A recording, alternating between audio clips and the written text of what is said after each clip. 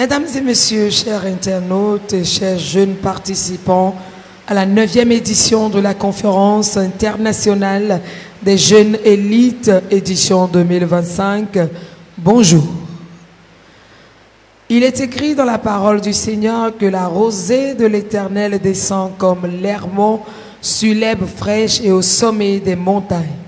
C'est exactement l'atmosphère dans l'auditorium Betsalil Israël du quartier Abomey-Calavi, où nous sommes en train de recevoir la fraîche rosée à travers cette douce et fine pluie qui descend et qui bénit le programme ainsi que les participants, que cette grâce coule dans vos maisons, que ces faveurs descendent dans vos affaires et que cela vous apporte fraîcheur, moisson et toute forme de bénédiction.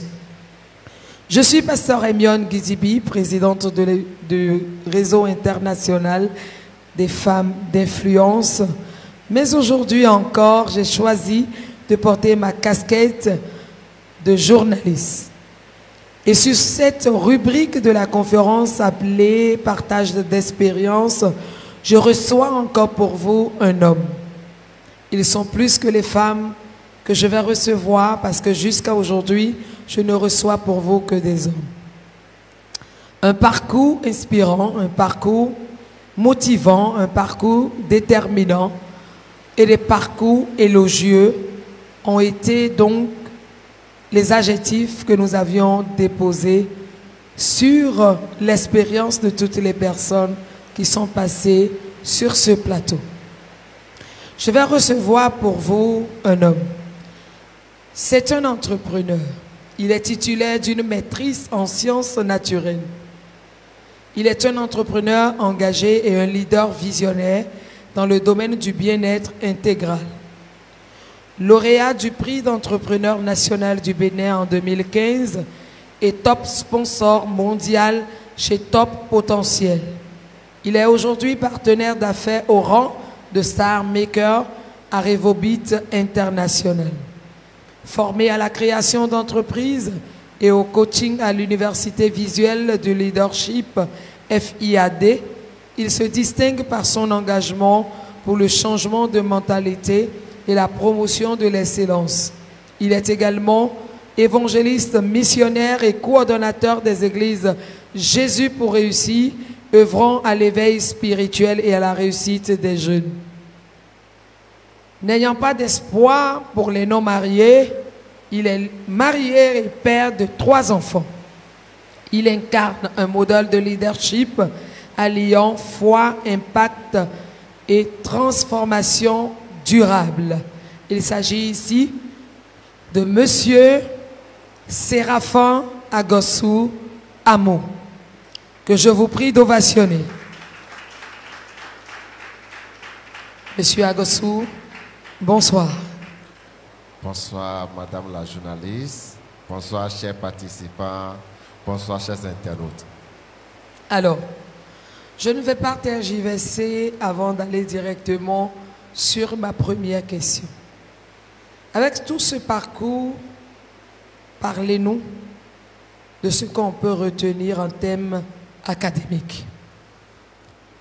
Séraphin Agossou est né le 15 février 1989 dans le Koufo. J'ai fait mes études primaires à l'école primaire publique de Beaufoli A. J'ai fait mes études secondaires au CG1 à Zovert. Après le bac en 2008, je suis venu à l'université d'Abomey-Calavi où, n'ayant pas de boussole, parce que je suis enfant d'un père cultivateur et d'une mère cultivateur, tous deux. Aucun d'eux n'a jamais été à l'école jusqu'à ce qu'ils ont abandonné, faute de moyens. Donc, je me suis jeté à mes propres sorts pour choisir de filière. C'est là que je me suis inscrit à la CBG, chimie, biologie, géologie, ce qui m'a conduit par la suite à avoir une maîtrise en sciences naturelles.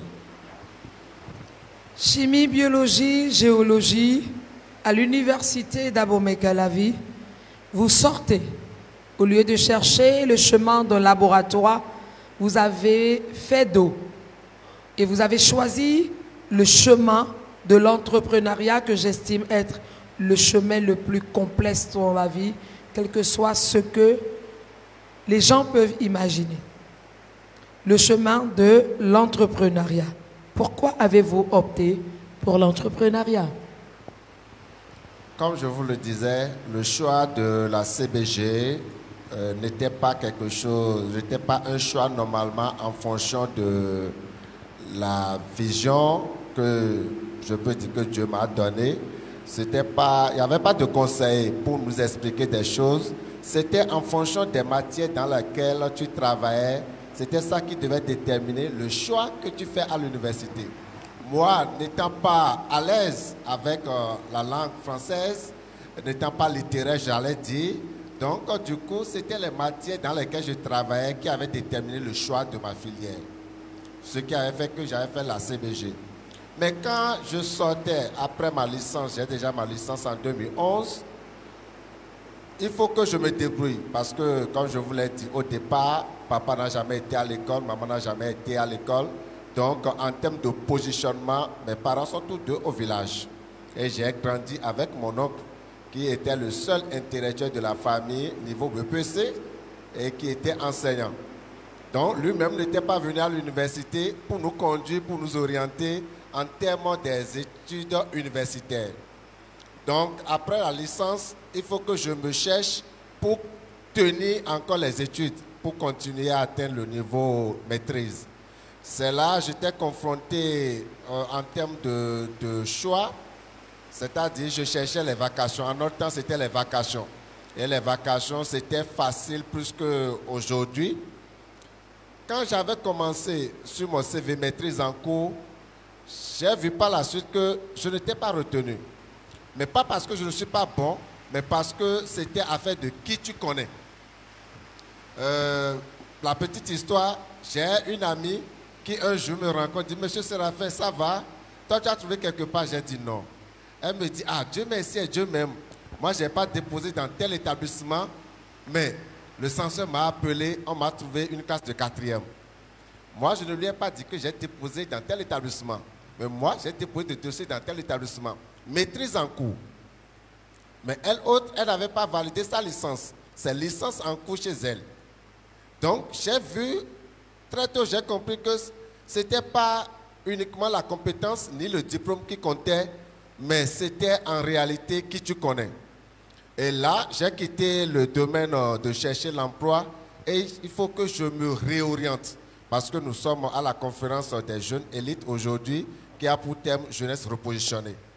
Mais avant de nous parler de comment vous êtes repositionné en entrepreneuriat, il y a deux choses qui ont attiré mon attention dans votre réponse. La première chose m'amène à vous demander sur quoi vous êtes-vous basé pour vous inscrire en CBG. Et deuxième question, quelles étaient vos matières favoris qui vous ont poussé à aller vers la CBG? Comme je l'ai dit à l'entame, c'était les matières dans lesquelles on travaillait. J'ai le bac D et quelqu'un qui a le bac D, c'est quelqu'un qui est un touche-à-tout, quelqu'un qui peut normalement se débrouiller dans beaucoup de domaines. Donc, mon atout, j'étais bon en biologie, en SPCT, physique, chimie, mathématiques, pas totalement nul, mais je ne pouvais pas faire la MP, c'est-à-dire les mathématiques spécifiquement. Donc, du coup, la CBG était mon atout, qui était chimie, biologie, géologie, qui regroupait un peu les domaines, les matières dans lesquelles j'étais un peu bon. Voilà la raison pour laquelle je ne peux que faire la CBG parce que, comme je vous l'ai dit à l'entame, je suis trop bon en français, entre guillemets. C'est-à-dire que je ne suis pas bon en littérature. N'étant pas bon en littérature, je ne peux pas m'inscrire à la flash, commencer bon. Et quelles donc étaient les raisons, à part les matières favoris, et qu'attendez-vous à la fin en vous inscrivant en année de CBG?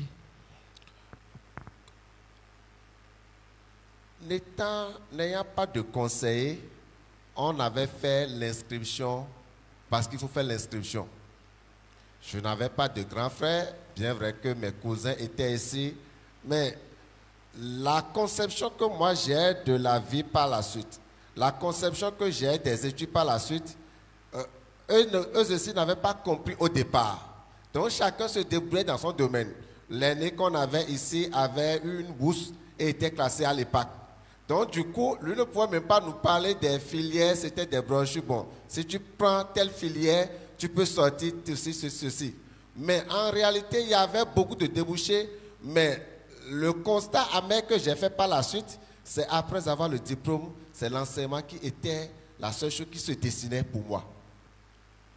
Vu que la porte de l'enseignement aussi, je ne voulais pas parce que, comme je vous l'ai dit, j'ai grandi avec un enseignant, j'ai vu les peines, les difficultés avec lesquelles il a pu nous soutenir jusqu'à ce que nous venons à ce niveau. Donc, ma vision, ma conception, l'enseignement ne me permettait pas de pouvoir offrir ce qu'il faut à mes enfants. Du coup, j'ai mis une croix sur l'enseignement. La raison pour laquelle je suis obligé de me réorienter. Merci. Je retiens certaines choses de ce que vous aviez dit.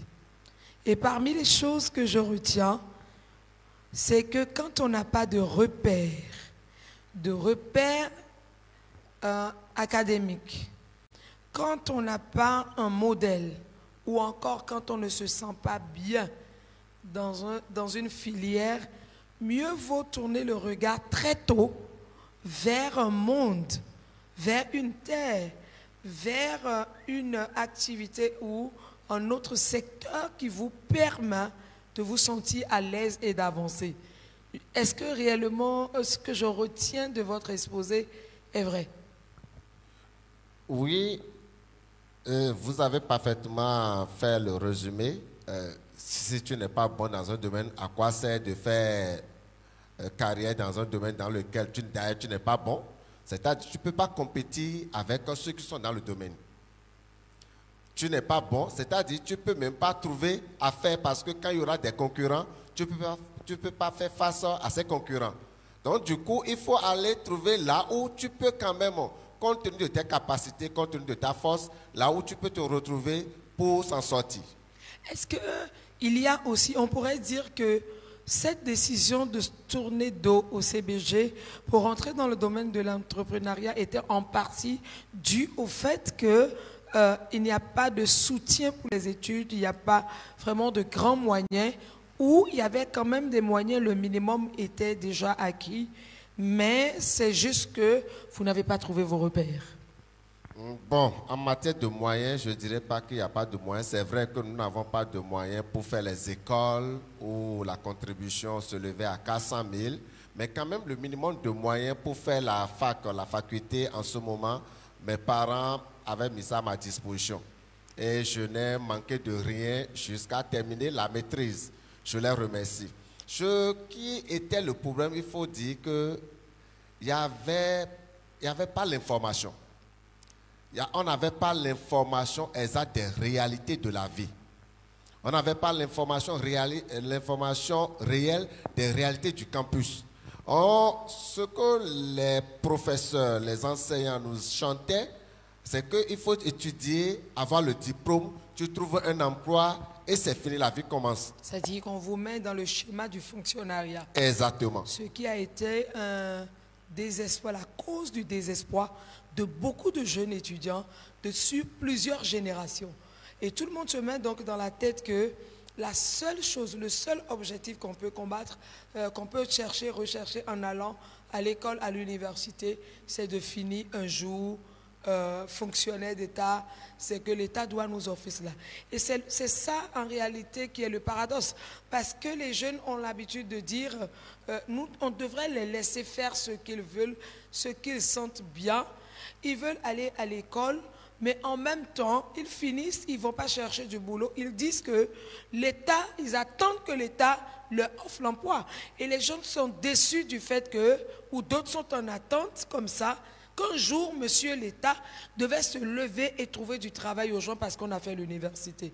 C'est paradoxal. C'est paradoxal. Et quand on se lance dans les études, et je crois que quand on arrive même au niveau de l'université, on doit aller à la recherche de l'information. Puisque l'étudiant, c'est quelqu'un qui étudie les secteurs, qui étudie les choses, qui met les moyens, qui va à la recherche de l'information. Donc on ne peut pas, à mon avis, on ne peut pas prétester qu'il n'y avait pas l'information. L'étudiant doit donc aller à la recherche de l'information. Je le dis parce que nous sommes à une conférence d'orientation académique et professionnelle. Lorsque vous n'avez pas l'information, parce que vous êtes en milieu rural, allez à la recherche de l'information parce que c'est vous qui étudiez les choses. Mais là, je vais vous poser une troisième ou une quatrième question. Vous êtes retourné vers l'entrepreneuriat. Dites-nous, par quoi concrètement avez-vous commencé dans ce milieu-là? Comme je vous l'ai dit, ne voulant pas devenir enseignant, j'ai constaté, que notre système éducatif est défaillant. Excusez-moi, je le dis haut et fort et je continue toujours de le dire, notre système éducatif est défaillant. Et en réalité, beaucoup de jeunes souffrent aujourd'hui à cause du système éducatif que nous avons. C'est ce système éducatif qui ne nous donne pas ce qu'il faut. J'ai compris par des formations que, comme par exemple le RIFI est en train d'offrir aujourd'hui à des jeunes, ce n'est pas des formations que j'ai compris la réalité de la vie et c'est ce qui m'a permis de me lancer. Ce qui m'a permis de me lancer dans l'entrepreneuriat. Alors pour me lancer, je ne me suis pas lancé du jour au lendemain.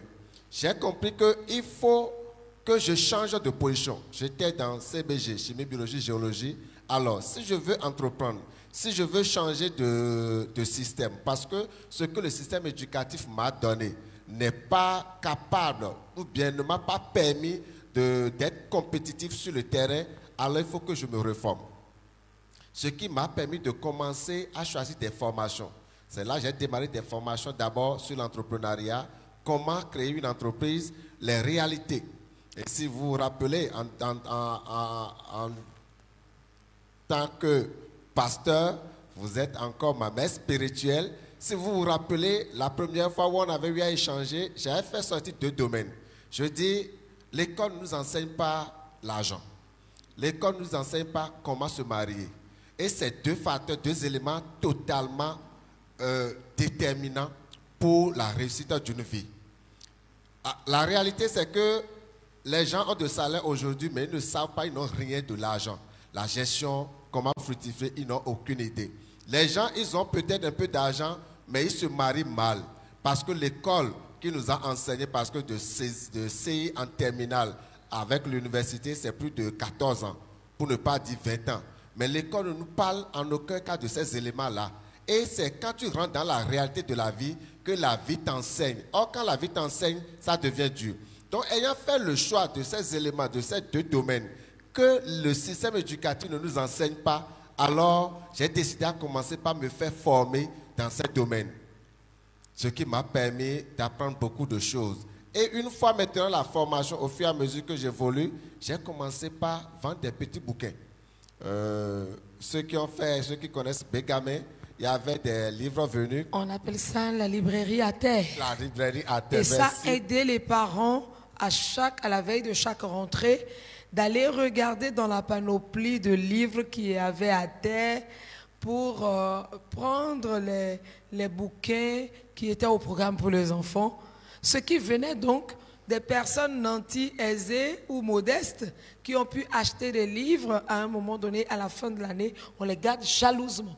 On les préserve à la fin de l'année. S'il n'y a plus personne pour les utiliser, on les met en librairie à terre.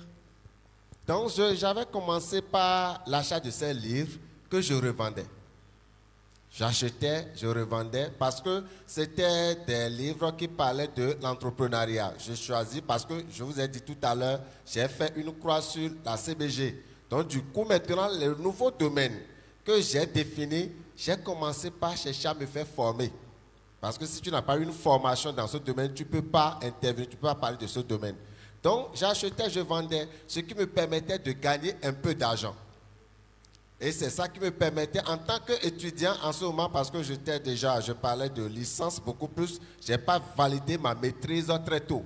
En maîtrise, j'avais 6 unités de valeur, mais je vous assure, il y a une unité de valeur qui m'a donné mot de tête, la physiologie. Ce professeur dit, il n'y a pas d'ancien chez moi. Quand tu échoues, l'année prochaine, c'est un autre coup il fait. Oui, sur les 3 ans, je crois, c'est 10 coups différents il a fait. Donc on savait que ceux qui étaient de ma promotion, quand ils étaient partis à un concours de recrutement des enseignants, ils ont eu chaud parce que nous, on n'avait pas fait ce cours à l'année là. Vous voyez un peu? Donc je prenais des livres que je lisais, que je revendais. Ça me permettait d'avoir un peu d'argent, quitte à continuer ma formation. Ce qui avait fait que, même avant de valider la maîtrise, j'avais déjà commencé par payer des formations en tant qu'étudiant à hauteur de 100 000 francs. Vous voyez un peu? Ça m'a permis de monter à un niveau donné pour des formations. Et après maintenant la formation, une fois que j'ai eu une base donnée, j'ai trouvé aussi un domaine qui me permettait d'apprendre. Au fur et à mesure que j'apprenais, je pouvais gagner de l'argent parce que papa étant au village, maman étant au village, tu ne peux plus rien attendre. Ils t'ont envoyé à l'école, tu as le bac, tu as la licence. Et toi, tu attends encore qu'on t'envoie de l'argent à Cotonou. Non, parce que les terres même que les parents utilisaient, nous on continuait à manger l'argent, dépenser l'argent, mais les terres s'appauvrissaient. Parce que c'est les mêmes terres qu'on avait, comme avait mis au monde, c'est les mêmes terres que les parents saclaient. Du coup, cette terre n'avait même plus d'éléments nutritifs pour continuer à nous donner de l'argent pour qu'on nous garde en cas Cotonou. Donc, à un moment donné, j'étais à mon propre compte. Je ne pouvais plus dire à maman de m'envoyer quelque chose, mais déjà, mes petites activités me permettaient de gagner, à continuer ma formation sur l'entrepreneuriat, des formations de coach, ainsi de suite. Alors, quand je lis votre parcours, votre CV, je vois quelque part qu'il est écrit que vous êtes partenaire d'affaires au rang de Star Maker à Revobit International. Et pour ce que je sais, Revobit International, c'est dans la direction du marketing de réseau. Et c'est exactement ça? Oui. Alors, pourquoi avoir choisi le domaine du marketing, on va dire, de réseau? Parce que le domaine de l'entrepreneuriat est vaste. Vous auriez pu aller dans plusieurs autres domaines. Mais pourquoi donc avoir choisi cela? Parce que quand on dit élevé au rang de Star Maker, c'est des niveaux, c'est des échelles de croissance dans le domaine. Pour arriver jusqu'à ce niveau, ça veut dire que vous avez fait vos preuves. Mais comment et pourquoi? D'abord, pourquoi le domaine du marketing de réseau? J'ai choisi le domaine du marketing de réseau pour plusieurs raisons. La première raison, j'avais besoin de me faire former. J'avais besoin de me faire former. Et après quelques années passées dans le domaine de formation, en continuant sur l'entrepreneuriat, sur le leadership, j'ai trouvé que c'est le domaine qui me permettait de rester quelque part où je peux apprendre sans forcément demander de l'argent là, d'apprendre sans forcément exiger quelque chose, c'est-à-dire à faire du bénévolat. Je n'ai pas parlé de ça dans mon CV, mais j'ai fait beaucoup de bénévolat. Et ça m'a permis d'apprendre beaucoup de choses. J'ai été assistant de l'administrateur du Carrefour de la Réussite, de la FIAD, c'est-à-dire l'Université virtuelle du leadership, où j'ai eu à faire certaines formations sur l'entrepreneuriat, sur le coaching et autres. Donc, ce domaine me permet de continuer ma formation. Parce que si un jeune n'a pas une formation, il ne peut rien apporter dans la vie. Un jeune qui n'a pas de formation, il ne peut pas imparter son domaine. Donc, le marketing de réseau me permet d'avoir la formation, d'avoir un peu la disponibilité. C'est-à-dire quoi? Quand tu es quelque part et que tu veux te faire former, quand tu es quelque part et que tu as quelque chose à prendre des gens, donc il faut que tu sois disponible. Donc, le marketing de réseau m'offrait cette opportunité. C'est-à-dire, le patron du marketing de réseau ne va pas m'exiger quelque chose. Et j'ai la grâce de faire le choix du système qui me permet d'être libre. Je n'ai jamais rencontré le fondateur de Revobit. Je ne l'ai jamais rencontré, mais ça ne le dérange pas, pourvu que moi j'arrive à faire ce que j'ai à faire. Donc, avec Revobit, avec le marketing de réseau, j'avais cette formation, j'avais cette possibilité de gagner aussi de l'argent au fur et à mesure que je me formais. Au fur et à mesure que je me formais, j'ai la possibilité de gagner de l'argent avec le système. Ce qui me permettait de continuer mes autres formations hors de ce domaine. Vous voyez un peu? C'était ce qui est la raison principale pour laquelle j'ai fait le choix du marketing de réseau, la disponibilité, d'être disponible, le fait d'être disponible pour continuer les formations, parce que je ne suis pas encore arrivé à terme. Aussi, gagner de l'argent. Parce que j'ai constaté qu'il y a beaucoup de jeunes qui ont des difficultés à se rester quelque part pour se faire former parce qu'il manque le minimum. Le minimum obtenu. Alors, je vous ai écouté vraiment avec une oreille attentive, mais permettez-moi de rebondir sur un aspect que je trouve vraiment extraordinaire. Il dit qu'il est allé vers le marketing de réseau parce qu'il avait un besoin de se faire former. Il a envie de se faire former. Mais un peu plus haut, vous aviez dit donc ne pas avoir à la fin de votre formation, vous avez eu le minimum, mais à la fin de votre formation, vous voulez continuer, vous n'avez pas l'information. Et je comprends que vous êtes lancé dans l'entrepreneuriat pour soutenir certaines activités ou soutenir certaines charges que les parents devraient prendre, devraient avoir vis-à-vis de vous. Mais je trouve ingénieux de vouloir continuer, d'aller plus haut, de continuer la formation, mais de ne pas prétester le fait de ne pas avoir non seulement de la disponibilité ou peut-être de l'argent, mais d'aller faire du bénévolat. C'est ingénieux ça. C'est tellement ingénieux. Je n'ai pas de l'argent, mais j'ai envie de faire quelque chose. Comme quoi, on a toujours quelque chose à donner. Donc, il décide d'aller faire du bénévolat, de trouver ou de cibler l'entreprise qu'il veut pour aller leur proposer ses services gratuitement. Ça dit, il n'y a pas de fin de mois. Mais moi, je veux vous être utile. D'où est venue cette idée vraiment ingénieuse et extraordinaire d'avoir quelque chose qu'on n'a pas le prix pour acheter? Evie Mickey a écrit dans son livre Dig your well before you have thirsty. Mon anglais n'est pas bon. Creuse ton puits avant d'avoir soif.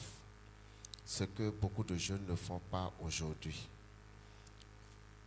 C'est-à-dire un peu, il faut prévenir les risques et les choses à venir.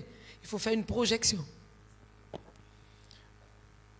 Dans mes formations, j'ai appris beaucoup cette chose. Aujourd'hui, personne ne va refuser à ce que tu viennes le servir si tu n'attends rien forcément, mais que c'est l'éducation, les compétences que cette personne a qui te les transmet directement. Personne ne va refuser. Donc, une fois que tu es disponible, que quelqu'un peut collaborer avec toi, quelqu'un peut te commander, quelqu'un peut t'apprendre des choses, parce que quand on parle de l'éducation, ce n'est pas aller au marché m'acheter telle chose.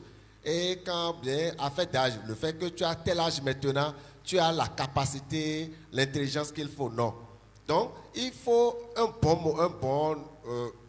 une bonne année quand même pour acquérir quelque chose de quelqu'un.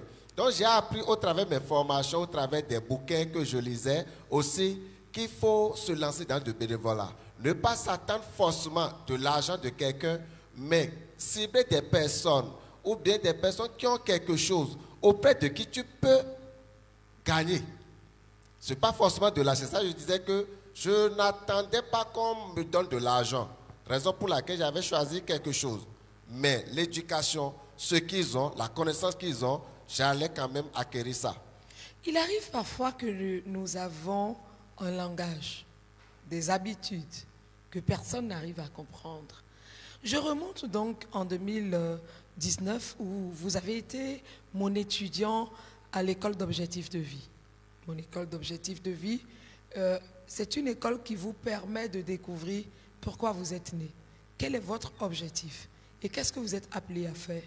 Et quand je remonte en 2019, où vous étiez l'un de ces étudiants, je ne dirais pas brillant, mais dans la discrétion, rassuré dans la discrétion, sachant où il va. Nous avions fait donc le test de personnalité.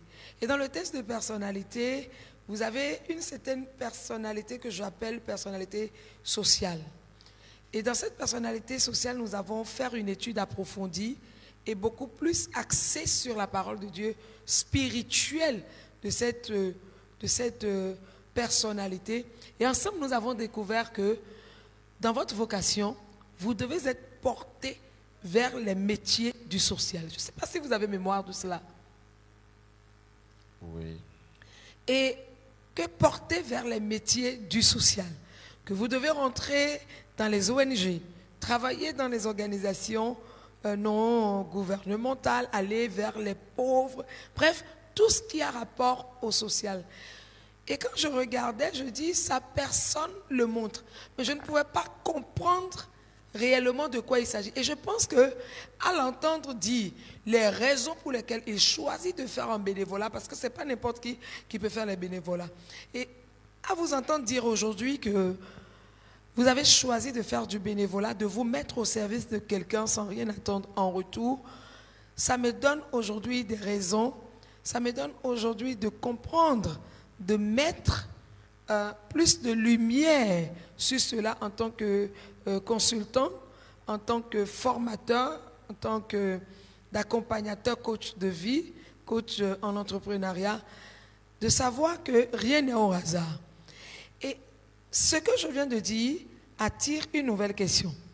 Pourquoi avoir donc choisi le marketing relationnel comme modèle d'entreprise pour ne pas aller peut-être vers d'autres secteurs, en entrepreneuriat, comme rien que le commercial, ou d'autres postes, mais choisir le marketing? Pourquoi?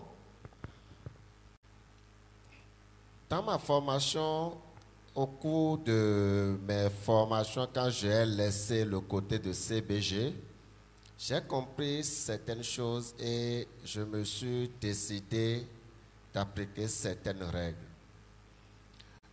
Si je veux offrir de meilleur à mes enfants, j'ai compris très tôt que le fonctionnariat ne va pas me permettre d'offrir le meilleur à mes enfants. Et c'est ce que moi, je n'avais pas compris tout.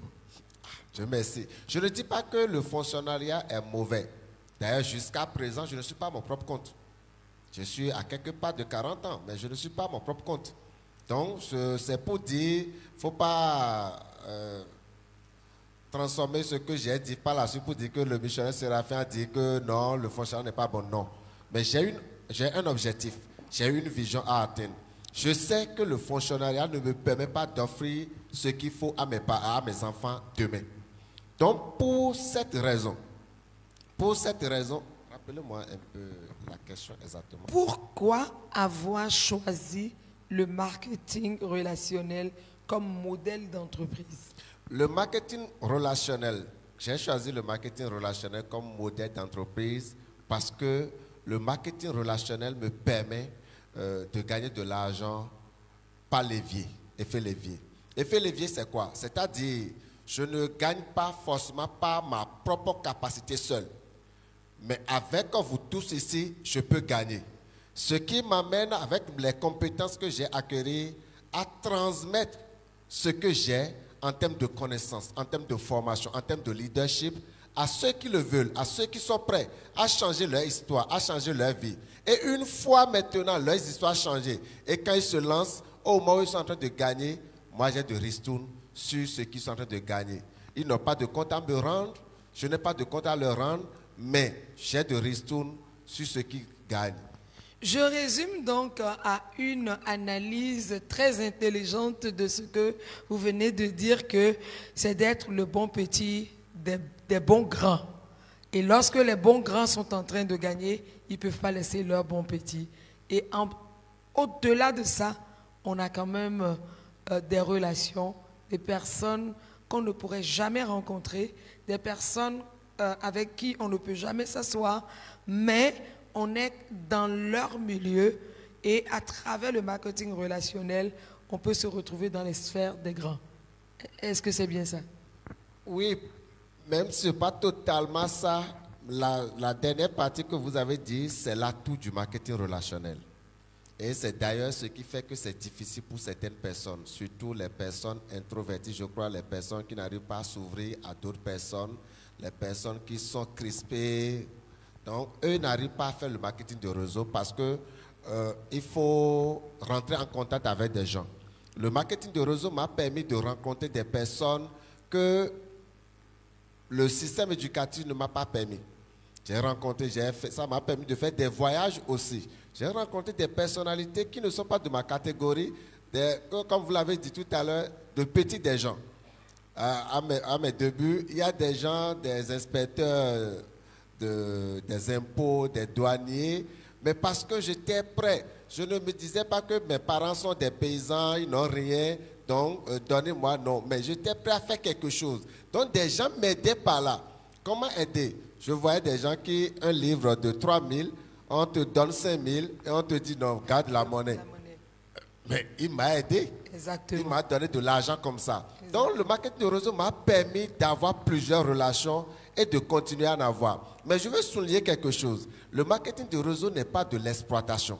C'est ce que certaines personnes pensent. Quand peut-être parce que moi je suis dans le marketing de réseau et que je te parle, viens dans le marketing de réseau, c'est comme si quand je viens, je vais lui permettre de gagner. Non, non, non, non, non, non, non. Il y a des systèmes, bon, on ne va pas rentrer dans ça, il y a des systèmes qui sont façons. C'est-à-dire, celui qui t'a parlé de l'opportunité, tu ne peux pas gagner plus que lui. Mais un marketing de réseau digne qui est fait sur un service, un produit, sur le plan normal, tu peux me parler de l'opportunité, mais parce que je suis compétent plus que toi, je te dépasse. Tu peux être mon mentor à un moment donné, mais le mentor à un moment donné peut se retrouver en dessous de son fuel, si je peux l'appeler ainsi, de son downline. Je suis exactement d'accord parce que le marketing de réseau n'est pas le marketing d'exploitation, mais c'est seulement une porte ouverte pour entrer dans un réseau qui est déjà bâti. Et puisque, parlant de réseau, nous sommes au RIFI, le RIFI c'est un réseau. Le RIFI n'est pas, juste une organisation non gouvernementale. Nous sommes enregistrés ainsi, mais le RIFI est un réseau. C'est un réseau international de femmes d'influence, des personnes qui ont influence, qui sont dans d'autres pays. Alors, intégrer le RIFI ou être membre extérieur d'une manière ou d'une autre du RIFI, c'est rentrer dans un réseau qui existe déjà. C'est rentrer dans ce réseau, on peut évoluer, on peut monter, on peut aller vite. Parce que quand vous appartenez à un réseau, vous allez très vite. Vous n'êtes plus à l'étape de toujours réinventer la roue. Dans ce réseau, les gens ont déjà inventé la roue et vous venez, vous prenez appui sur ce que les gens ont déjà fait et vous allez parfois très loin, comme il le dit, plus loin que ces personnes-là. Alors, une autre question me revient. Il y a plusieurs types de marketing. Le marketing relationnel, qu'on pourrait aussi sous d'autres formes dire le marketing de réseau, il y a le marketing action commerciale, parce que le deuxième adjoint au maire, il a dit ce matin que lui, il était spécialisé dans le marketing action commerciale. Mais vous, c'est le marketing relationnel. J'ai une question. Quelle est la différence donc entre le marketing relationnel et la vente simple? Merci beaucoup. Souvent, quand on parle de marketing de réseau, il faut d'abord dire que c'est un secteur qui est méconnu et qui a été sali. Il faut le dire ainsi, c'est un secteur qui est méconnu et qui a été sali. Quelqu'un qui ne peut pas se défendre va te dire tout à l'heure qu'il est expert. Oh, c'est telle chose, je connais, c'est tel système, non, je maîtrise. Alors qu'en réalité, il ne maîtrise rien. Je vais te dire une chose. Peu importe le domaine dans lequel tu te retrouves, peu importe le secteur, tu as besoin du marketing. C'est-à-dire quoi? Si tu es fonctionnaire, peut-être si tu es comptable, tu as besoin de vendre ta compétence à une entreprise. pour être recruté en tant que comptable. Si tu vends des produits, sacs, mèches, quelque chose, tu as besoin de clients. Donc, le marketing de réseau, c'est exactement la même chose. C'est les appellations ou bien c'est la manière c'est la bonne manière de le fonctionnement qui est un peu différent. Je vais expliquer ça. Quelle est la différence entre le marketing de réseau et la vente simple? La vente simple est dans le marketing de réseau. Oui, puisqu'évidemment, le mot marketing, c'est pour dire le marché, l'action et toutes les techniques qu'on met autour du marché pour pouvoir sortir son produit. C'est valoriser les atouts, trouver la manière de convaincre, tout ce qui va avec. Donc le marketing et la vente, je crois que le marketing c'est l'équivalent de la vente. Mais quelle est juste la limite entre le marketing relationnel ou toute autre forme de marketing et la vente simple? Oui, comme je le disais tout à l'heure, la vente est dans le marketing. La vente est dans le marketing. Et dans le marketing de réseau, marketing relationnel, nous avons la vente. Mais là où la différence se situe, c'est quoi? Je prends le cas de quelqu'un qui est un démarcheur de terrain, peut-être de voiture. Donc je prends le cas de terrain. Tu vends des terrains. Quand je t'aide à acheter une parcelle, tu achètes des parcelles, peut-être tu travailles dans une société et que tu as amené un client qui vient acheter des parcelles. Quand le client achète des parcelles, tu as ta commission. Dans le marketing de réseau, oui, c'est pareil. Nous sommes d'accord? Donc, le marketing de réseau est basé sur un système de commission. De rémunération. C'est pareil. Comme celui qui vend de parcelles ou de parcelles a de commissions, celui qui est dans le marketing de réseau, que ce soit à produits, compléments alimentaires, que ce soit à services, formation ou autre chose, reçoit de commissions. Mais là où la différence se situe, c'est ici. Celui que tu as amené et qui est venu acheter de parcelles dans une entreprise qui vend de parcelles, par exemple, quand ce dernier achète de parcelles pour la deuxième fois, toi qui l'avais amené acheter de parcelles, toi tu n'as plus rien. Nous sommes d'accord? Je ne comprends pas exactement. C'est-à-dire que je viens, quelqu'un est mon intermédiaire pour acheter. Et puisque je suis venu faire la première vente, j'ai une commission parce que je l'ai amené. Quand ce dernier vient faire une deuxième fois une vente ou achète n'importe quoi dans cette entreprise, je n'ai plus rien. C'est ça? Dans le système traditionnel, c'est ça. Si vous voyez... Oui, parce que vous l'avez déjà amené une première fois et c'est parce qu'il a été satisfait par les services internes qu'il est revenu. Ce n'est plus une deuxième fois à cause de vous. Exactement. C'est le système le système traditionnel des entreprises, c'est ça. Quand vous verrez les agents commerciaux et autres. Et je dis, entre griffes, le temps va venir, les agents commerciaux, ce poste va disparaître. Mais ça disparaît déjà. Le jour où ils vont prendre conscience des réalités du marketing relationnel, ils vont opter beaucoup plus pour le marketing relationnel.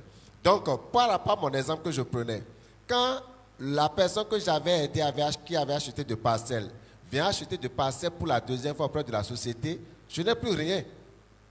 Nous sommes d'accord? Mais dans une entreprise qui est dans le système de marketing relationnel, j'ai amené quelqu'un qui vient acheter un produit, si c'est complément alimentaire ou bien si c'est formation. Parce que quand on dit marketing de réseau, on peut mettre plusieurs choses dedans. Que ce soit produit, que ce soit formation, il y a plusieurs choses. Ça dépend du produit qui est en jeu. Donc, je prends le cas de complément alimentaire. Quand tu amènes quelqu'un qui achète un complément alimentaire, que peut-être, je prends le cas de Couragène que ma mère aime beaucoup plus. Bon, je vous le recommande, Muratiara. Je vous le recommande et vraiment, ça a un effet parfait, sûrement. Donc, ma mère, ça fait depuis plusieurs années, au moins 2 ans, je crois. La petite histoire, je vous assure. Je me suis dit que je ne prendrai aucun produit de réseau. J'ai été dans des réseaux. de vente de produits, mais je n'ai jamais consommé. Je n'ai jamais goûté. Je me suis dit, je ne le ferai pas et personne ne peut me convaincre. Et il y a plusieurs réseaux qui ont essayé. Je leur dis, n'essayez pas. J'ai dit, je ne ferai pas et je ne ferai pas. Je ne sais pas comment il s'est débrouillé. Et il est le premier donc à m'amener à consommer les produits de marketing de réseau. Et j'ai goûté, comme on dit, je suis resté. Bon, en réalité, je ne suis pas le premier qui l'a amené à consommer le produit de marketing de réseau, mais elle consommait les produits de marketing de réseau sans le savoir. Parce que moi, je voyais des boîtes de produits de marketing de réseau chez elle. Moi, je suis du domaine. Et quand on rentre dans ce domaine, ce n'est pas de l'orgueil. Il y a des, comme le dit tout à l'heure le maire, il y a des choses où on nous consulte. Monsieur Agossou, j'ai vu telle entreprise, je veux me lancer. Et on étudie le plan d'affaires, on lui dit, il y a tel piège dedans. Si tu n'es pas libre, tu ne peux pas évoluer dedans. Vous voyez un peu? Donc moi, je vois des produits qu'elle utilisait, mais qui sont dans le marketing de réseau. Et ça, c'est le piège de mon époux. Ce n'est pas ma personne. Donc en réalité, elle n'a rien contre les produits. Voilà. C'est le système qui était son problème. Merci. Ça, c'est entre parenthèses. Exactement. Revenons maintenant à l'explication, à la question. Quelle est la différence entre le marketing de réseau et la vente simple? Je disais que la vente est dans le marketing de réseau. Alors, quand quelqu'un, je prends son cas, qui achète les produits collagènes, elle est, il faut l'appeler une cliente fidèle, qui est attachée aux produits Miratiara. Je crois qu'elle est la seule qui achète beaucoup plus les produits Miratiara chez moi. Quand elle a acheté le produit, la société m'a payé de commission. Pour la première fois qu'elle a acheté les produits, la société m'a payé de commission. À condition, je l'ai inscrit en tant que membre. Comme je l'ai inscrit en tant que membre, ça lui permet prochainement, en venant acheter le produit, elle achète le produit moins cher. Malgré qu'elle achète le produit moins cher, chaque fois qu'elle revient acheter le produit Miratiara, la société me paie une commission. Donc, parce que vous avez réussi à faire de moi une cliente quasiment fidèle, ou si on peut le dire ainsi, ou cliente membre. Exactement. Et je suis rentrée donc dans le réseau. Ce n'est pas que je suis venue effectuer un achat pour partir, mais le système du marketing relationnel, c'est que tu viens, tu achètes, mais tu deviens membre du réseau. Et ça te donne plus d'avantages. Exactement. Donc, quand chaque fois jusqu'à l'existence, à moins que la société n'existe plus, chaque fois qu'elle fera d'achat, la société, même si c'est $1, ça dépend du niveau. Quand on va rentrer dans le plan de marketing, c'est ça. Mais je suis en train d'expliquer le fondement. Chaque fois qu'elle fera d'achat du produit dans la société me donnera toujours un ristourne.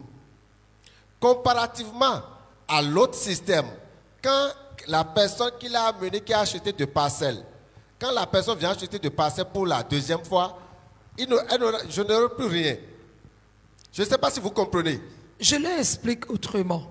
Je prends le réseau international des femmes d'influence. Pour cette conférence, le traitement n'est pas le même. Le traitement qu'on donne aux participants n'est pas le même. Il y a des participants qui sont traités autrement. Et quand vous avez appelé pour certaines personnes, on vous a dit, donnez-nous votre nom, prénom et quel est votre statut. Certains vont dire, je suis Monsieur X et mon statut, je suis élève. Parce que je demande, quel est votre statut? Élève? Si oui, en quelle classe? On aurait pu ajouter dans quel collège?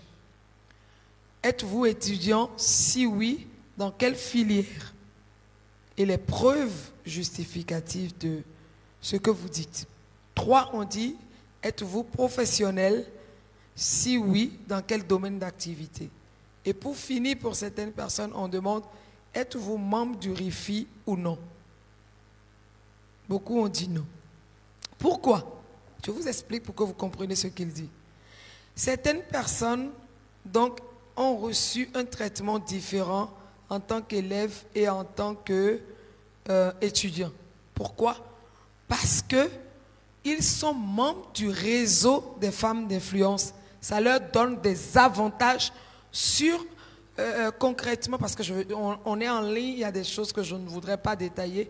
Je prends celui qui s'est inscrit à l'atelier de planification et quelqu'un d'autre qui s'est inscrit aussi au même atelier.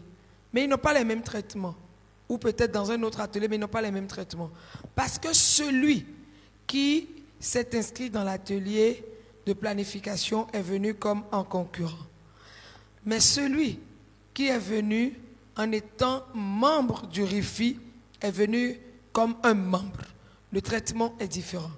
L'étudiant, pourquoi c'est différent? Dans notre portefeuille, il est dans le programme Les Marches de la Réussite. Et donc, il bénéficie de ce contexte déjà qui fait de lui membre. Et même si son école ou son université n'a jamais reçu le produit ou le projet Marche de la Réussite, c'est un projet destiné aux élèves. Tant qu'il y a la preuve que c'est un élève ou c'est un étudiant, donc on demande la carte d'étudiant recto verso, ça lui donne le droit. Alors qu'un professionnel qui n'est pas membre, il vient, il a un autre traitement où il achète un produit à un prix plus élevé, à un prix 5 fois plus cher qu'un étudiant. Il subventionne donc.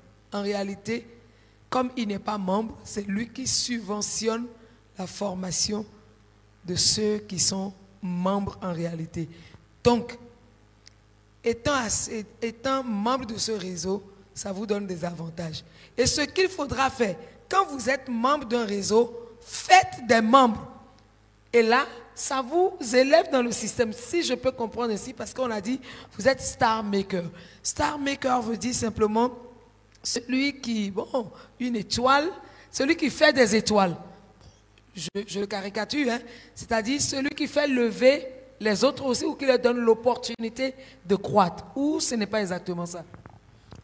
Oh oui, Star Maker, bon, Star Maker, c'est des grades, c'est des niveaux donnés. Au fait, à Revobit, il y a... Je fais une explication littéraire. Oui, Star Maker, c'est des niveaux donnés, c'est des niveaux... c'est ça que je disais, en fait, c'est le deuxième niveau à Revobit. Deuxième niveau, et c'est fait en termes de gains. Au fait, c'est fait en termes de gains. Tu ne peux pas gagner de gains si tu n'as pas amené quelqu'un. Voilà, c'est ça le Star Maker. En fait, celui qui fait, c'est-à-dire qui amène des membres, qui fait la graduation des autres. L'épaule sur laquelle les autres aussi ont l'opportunité de rentrer dans le réseau et aussi de gagner. Donc le mot littérairement, Star Maker, c'est quelqu'un qui permet aux gens de croître. Exactement. Alors, c'est tellement intéressant, j'ai envie de comprendre encore plus comment les réseaux fonctionnent, le réseau du marketing relationnel. Ça commence à m'intéresser encore plus. C'est-à-dire que tu arrives à un moment où tu parles, tu arrives à convaincre quelqu'un d'être membre d'une organisation et ça te fait de l'argent. Et tu ne sors pas de chez toi, tu gères tes 8 à 18. C'est-à-dire ton temps de 8h à 18h, tu les gères toi-même. Mais pendant ce temps, l'argent arrive. Et en même temps, tu as l'opportunité d'avoir des relations que autrement tu ne pouvais jamais avoir. Alors, on va donc nous arrêter sur cette dernière question que j'ai posée pour ouvrir maintenant le micro de ce plateau vers les participants en présentiel et aussi en ligne. Si vous avez des questions, vous pouvez les poser en ligne. La régie se chargera de les collecter et de nous les poser. Si vous avez une question, vous levez votre petit doigt ou votre bras et on vous donnera le micro. Alors, monsieur Rosso, bonjour. Bonjour. Quel conseil donnerez-vous à celui qui aimerait s'intéresser au marketing de réseau? Très belle question, j'allais poser. Je vous ai dit au départ que j'ai choisi le marketing de réseau pour plusieurs raisons. La formation que ce système m'offre. Le marketing de réseau m'offre une formation. Alors, pour réussir dans le marketing de réseau, tu dois pouvoir étudier, apprendre à être meilleur, à être un leader. Beaucoup de personnes salissent le marketing de réseau parce qu'ils pensent que c'est de la loterie. Il faut venir maintenant, quand tu t'inscris, tu vas croiser les bras en train de dormir, l'argent va tomber pour toi. C'est faux. Et seuls les meilleurs, seuls ceux qui arrivent à rentrer en contact avec des gens, ceux qui arrivent à convaincre, parce que même si le produit est bon, il faut passer l'information d'abord et que le produit atteste. Quand je prends l'exemple, quand maman avait acheté le pour la première fois, si elle n'a pas trouvé le produit bon, ce n'est pas sûr qu'elle va revenir pour la deuxième fois, revenir pour la troisième fois, peut-être pour la quatrième fois. Nous sommes d'accord? Donc, même si le produit est bon, il faut que toi-même, tu te formes. Et c'est là, c'est difficile. Beaucoup de jeunes ne veulent pas apprendre la formation. Si tu veux réussir dans le marketing de réseau, tu dois apprendre à travailler sur ton leadership, à devenir meilleur, apprendre de nouvelles choses, comment rentrer en contact avec des gens. J'ai bien envie de poser une question dans sa question. Est-ce de leadership qu'on a besoin pour intégrer ou pour entrer dans le secteur du marketing relationnel ou du speech? Parce qu'il s'agit de convaincre, de montrer les atouts, les aspects d'un produit, plus que le leadership sur quelqu'un. Je veux mieux comprendre. Je crois que sa question, c'est quel conseil donner à quelqu'un qui veut faire le marketing de réseau? Et je lui ai dit, il faut travailler à être meilleur. Des gens pensent que le speech seul résout le problème. Tout à l'heure, j'ai donné l'exemple avec maman. Je peux être éloquent n'importe comment, mais si le produit qu'elle a acheté, le produit n'arrive pas à la convaincre, ce n'est pas sûr qu'elle va rester. Donc tu peux beau être éloquent, tu peux beau avoir le speech qu'il faut. Le jour où la personne essaie de tester ton produit, tester ton service, et que ton produit ou ton service n'arrive pas à convaincre la personne va partir. Exactement, c'est là où vous ne répondez pas à la question. Le produit qui est bon n'a rien à voir avec le leadership du vendeur. Le leadership du vendeur, c'est dans la structuration d'une entreprise, la gestion des ressources qu'on a, les ressources humaines, les personnes, les collaborateurs, impactés. Et quand je dis le speech, c'est un mot anglais, mais c'est pour dire, ce n'est pas le verbiage.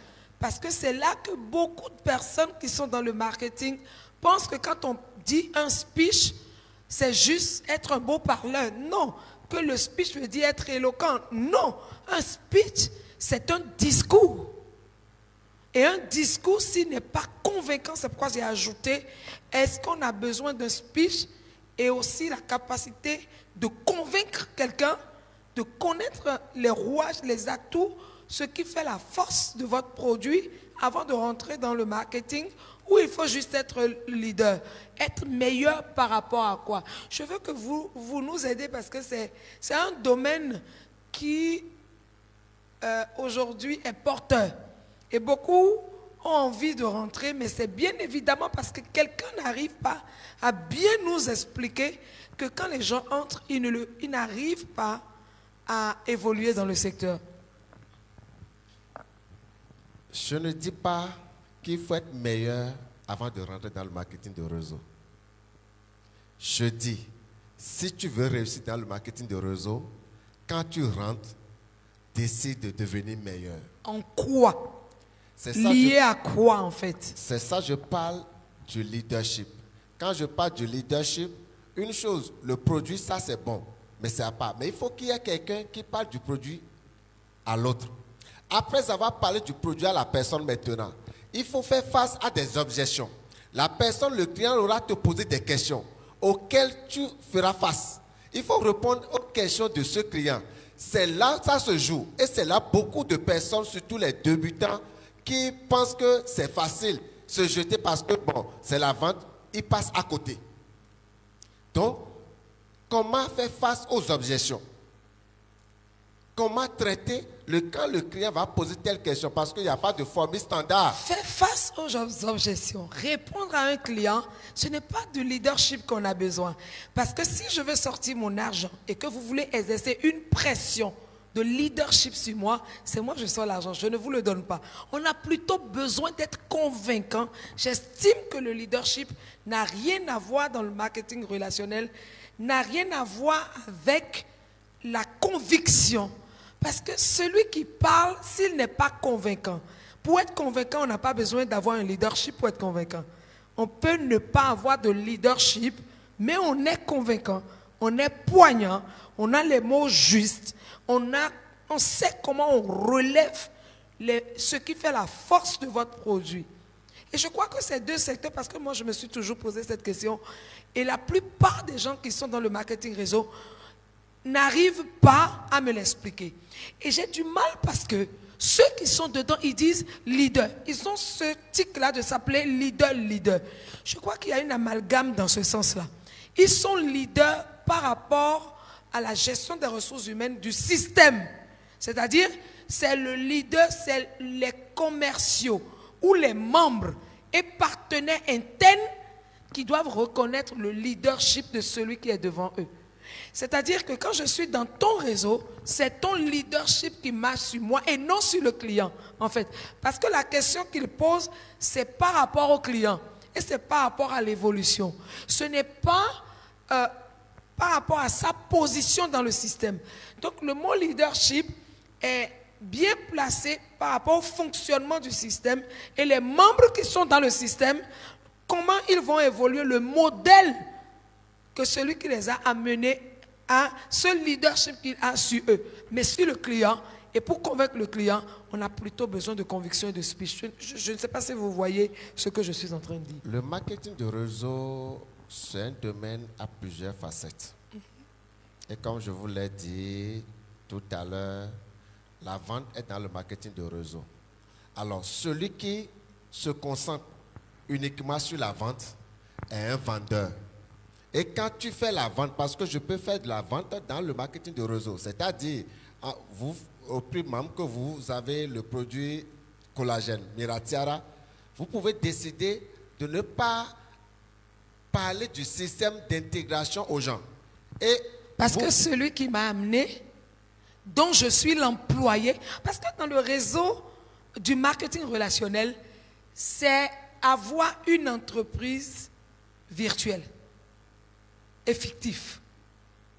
Le premier qui t'amène dans le réseau, c'est lui qui est le directeur, le PDG de l'entreprise qu'il a créée en t'amenant. Donc, dit autrement, j'enlève mon manteau de pasteur, parce que je parle aussi du produit à d'autres clients, quand ils viennent dans mon institut. Quand on va parler du marketing relationnel dans le domaine de Revobit, je suis votre employé. Oui. Et c'est là que vous devez avoir un leadership sur moi. Si votre leadership n'est pas bon, je ne parlerai plus à d'autres. Mais ça n'a rien à voir avec ce que je vais présenter au client. Alors, si moi, entre vous et un client, je dois aller chercher d'autres membres, c'est en fonction du leadership convaincant que vous allez exercer sur moi et le modèle que vous êtes. Mais moi, en face du client, je n'ai pas besoin de leadership. J'ai besoin d'être poignant, de maîtriser le speech, de montrer les atouts du produit. Vous ne pouvez pas me dire que dans mon cas maintenant en tant qu'employé, je dois exercer un leadership sur le client et que je dois être meilleur. Ça n'a rien à voir dans cet aspect des choses, mais c'est dans l'autre volet qu'on peut parler de leadership. Je le répète, le marketing de réseau est à plusieurs facettes. Le marketing de réseau est à plusieurs facettes.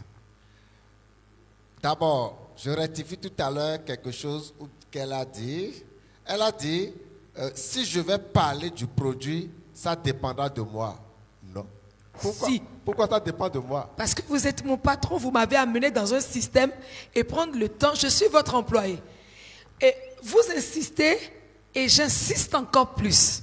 Et je pense que le problème, en fait, vous êtes axé sur quelque chose, vous ne demandez pas parce que tout est déjà dit au départ.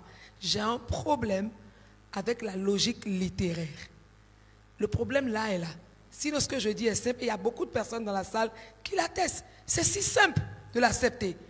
Parce que je suis, il y a le système intérieur. On parle de relations. Voilà. Le marketing relationnel parle de relation interne du système et de relation externe avec le client. J'ai été dans un grand système du marketing relationnel ici au Bénin, l'un des premiers. Et j'ai dit, je ne veux pas consommer leurs produits. Je maîtrise un peu. Maintenant, c'est la relation externe avec le client et la relation interne. Votre réponse de « il faut être meilleur de manière vague » ne me convient pas. Il faut être meilleur par rapport à quelque chose. Parce que quelqu'un de lambda qui veut rentrer, il ne maîtrise rien. On lui demande de se former. De se former en quoi? De se former par rapport à quoi? Vous aviez dit donc dans ce cas, dans le secteur de leadership, ça n'a rien à voir sur le client, ton leadership. Et c'est d'ailleurs ça le problème des systèmes du marketing de réseau. C'est des gens qui, quand vous les voyez, tu veux que je sorte mon argent. Avant de vous expliquer ça, j'ouvre une parenthèse très rapide. Je me rappelle un jour, papa et moi, nous sommes sortis. À l'époque, on est sortis avec deux des enfants, Audrey et Shamima. Shamima, je crois, à l'époque, devrait avoir encore entre les 3 ou 4 ans, ou 5 ans si c'est trop. Et l'autre, je ne me rappelle plus exactement quel âge elle avait. On était sortis et c'était en période de fête. Nous avons garé à peine notre véhicule devant le restaurant et les enfants qui font Kaleta ou qui font Adodeme pendant les périodes de fête passaient. Et il y en a qui s'étaient arrêtés, un groupe qui s'était arrêté. Ils sont arrivés vers nous. Chami avait commencé à pleurer parce que le masque de cette histoire-là commençait à lui faire peur. Et quasiment, elle criait, elle tremblait dans la voiture derrière. Sa soeur était devant, non, aussi derrière dans le véhicule. Sa soeur essayait de la calmer, mais elle ne supportait pas le masque. Le masque aussi, en vrai, il était très vilain. Et donc, Audrey leur demandait de partir. Les enfants ne voulaient pas partir. Et puis, plus elle crie, plus les enfants la dansaient. Et puis, le Kaleta là faisait son jeu. Et Audrey avait piqué une colère. Si peut-être Audrey était trop âgée à l'époque, je ne sais pas, 8 ans ou je ne sais pas. Mais elle n'était pas assez grande. Audrey a piqué une colère, elle a descendu la vitre. Elle dit, vous êtes bête? Comment on peut être bête comme ça? Vous voulez que quelqu'un vous donne son argent et vous voulez faire peur à sa fille. Comment il va vous donner de l'argent? Mais c'est tellement vrai. Ils sont bêtes et ce jour-là, ils n'ont rien eu. Tu veux que je te donne de l'argent, mais c'est pour faire peur à ma fille. C'est en faisant peur à ma fille que je vais te donner de l'argent. Alors, de cette histoire que je vous ai racontée, je reviens dans notre contexte du marketing. Pour dire, tu veux que je sorte l'argent, mais tu te la joues les leaders. La plupart des gens qui sont dans le réseau marketing, ou le marketing relationnel, si vous voulez, excusez-moi, sont des orgueilleux. Et c'est pourquoi beaucoup ont de difficultés. Ce n'est pas parce qu'ils veulent prendre l'argent facilement, non. Parce qu'on leur dit, soyez des leaders internes sur votre réseau, votre lignée de personnes. Il y a une amalgame. Et c'est des gens, ils vous appellent, ouais, ce produit-là, et ils sont un peu, excusez-moi, mais sur les bords, gonflés. Et en fait, c'est ça qui a créé la résistance de « je ne prendrai aucun produit du marketing réseau, jusqu'au jour où ils seront humbles et ils vont comprendre le système. » Là, je vous l'avoue aujourd'hui. Ce n'est pas que je n'aime pas le produit. C'est ça que je combats. Ils ont un nez parce qu'on les a formés. C'est des gens qui ont la poitrine gonflée. Ils ne sont pas naturels dans leur speech. Ah ouais, c'est un produit qui vient des États-Unis. Ils mettent le pays en valeur. Je n'ai rien à... Vous ne savez pas si j'aime les États-Unis ou pas. C'est un produit, ça a fait ses preuves. Ça a fait ses preuves. C'est les autres qui ont accepté faire leurs preuves. Il ne faut pas me convaincre comme ça. Montrez-moi ce que je gagne en prenant votre produit plutôt que de mettre la lumière sur le pays. On peut avoir un bon pays et avoir un produit dont la série n'est pas bonne.